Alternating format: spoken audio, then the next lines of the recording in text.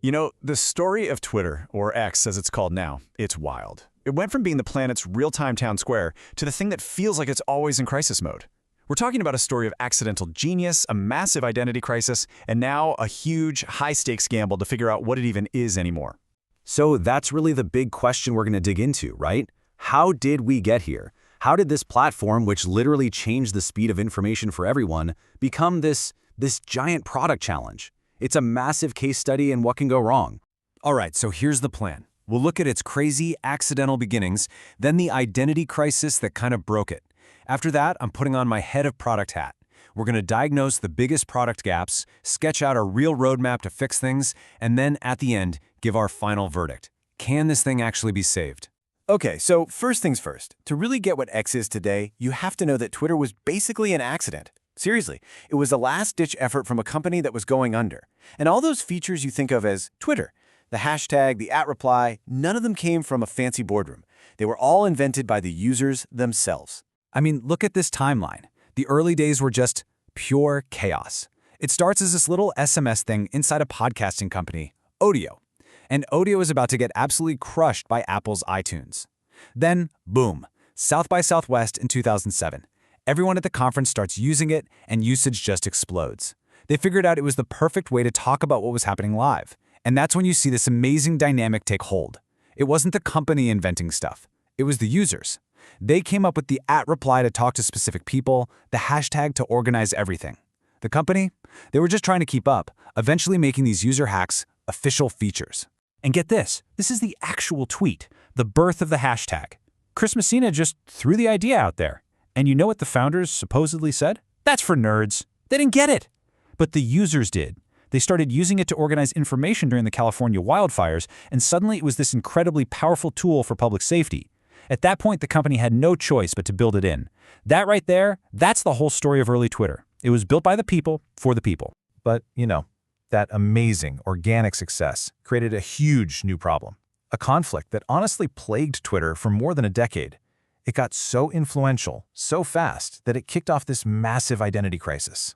Nobody, not even inside the company, could agree on what it actually was. And, maybe more importantly, how on earth was it supposed to make money? It was like the company had two personalities fighting for control. On one hand, was it an information network, the place you go for breaking news, a kind of digital version of Reuters? Or was it a social network, a place to hang out with your friends, more like Facebook?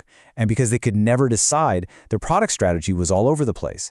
They went through CEOs like crazy, and each one had a totally different idea of what to do. And that confusion had a direct line to their bank account. The business model was, well, it was basically just one thing: advertising. We're talking 90% of their revenue came from ads. 90. That's incredibly dangerous. It put them in this super fragile position where every time some controversy blew up on the platform, which, let's be honest, was all the time, advertisers would get spooked about brand safety and threaten to walk. And then the acquisition happened. And that fragile business model, it didn't just break, it completely shattered. After all the changes to moderation and getting rid of the old verification system, huge brands, we're talking Disney, Unilever, Coke, they all hit pause. And look at these numbers. Ad revenue just fell off a cliff, from over $5 billion down to a projected $2.5 billion. That's not a speed bump. That's the financial foundation of the company just crumbling. And all of this is happening while the competition is just getting brutal.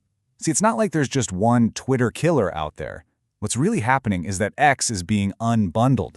Think about it. You want deep, nerdy conversations in a niche community? You go to Reddit. You just want to be entertained by an algorithm that knows you better than you know yourself? That's TikTok. You want simple, text-based chats? Well, now you've got Threads, which is plugged into Instagram's billion users, and Blue Sky, which is all about decentralization.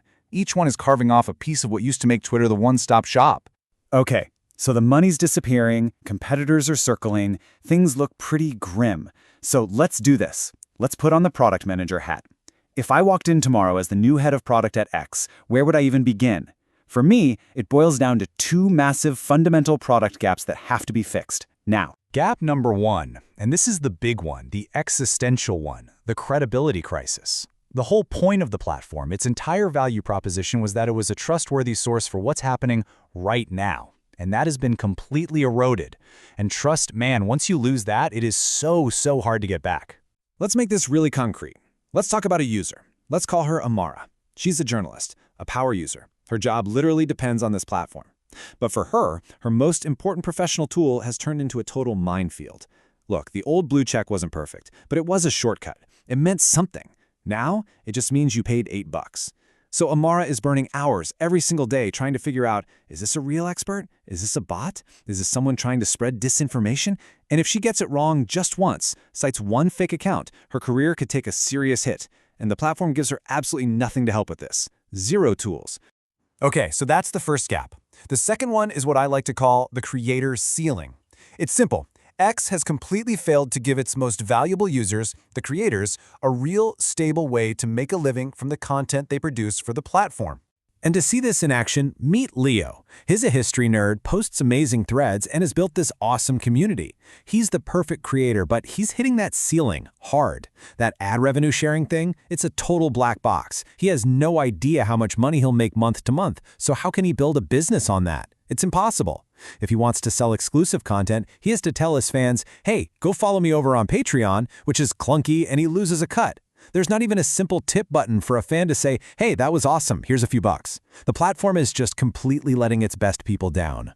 All right, so we've laid out the problems, the credibility crisis, and the creator ceiling. Now, let's talk solutions.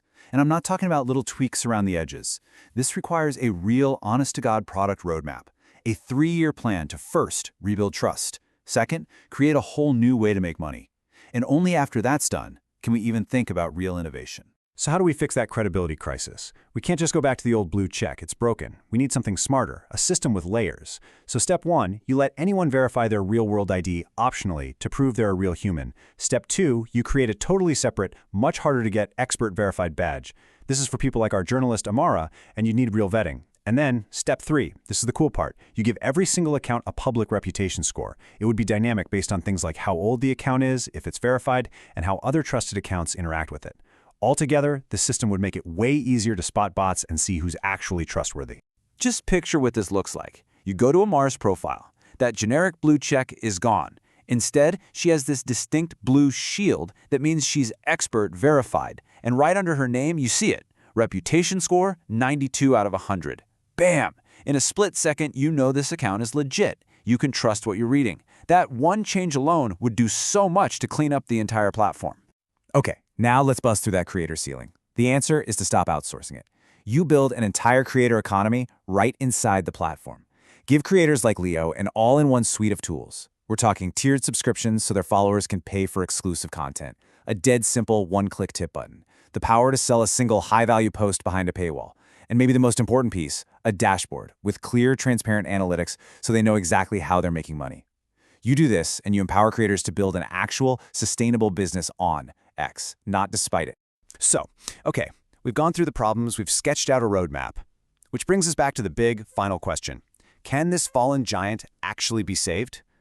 I think it can, but only if it finally solves the one central conflict that has haunted it from day one. And that conflict is this. The platform's magic, the thing that makes it special, is its chaos, it's raw, it's real-time, it's unpredictable. That's the value. But a business, especially a business that relies on big brand advertising, hates chaos. It needs stability. It needs brand safety. You see the problem? The roadmap we just talked about is designed specifically to solve this, to create new ways for the platform to make money that don't depend on keeping advertisers happy 24/7. And from a strategy perspective, you can't just swing for the fences with one big idea. You have to think of it like a portfolio of bets. So, the Creator Suite, that's your quick win. It's pretty low risk, and the reward is high. It can start bringing in money fast. And you take that money and you use it to fund the really big bets. Things like building social commerce right into the platform, or going all in on decentralized ID to kill the bot problem for good. Those are much riskier, sure, but the payoff could be transformative. It's all about balancing that portfolio. Look, trying to fix X is without a doubt one of the most interesting product challenges in the world right now. To me, the only way forward is with incredible discipline and a complete obsession with rebuilding trust. But hey, that's just my 2 cents. Now I really want to know what you think. If they handed you the keys to the kingdom tomorrow, what's the very first feature you would build to start fixing X? Drop your ideas in the comments below. I'd love to read them.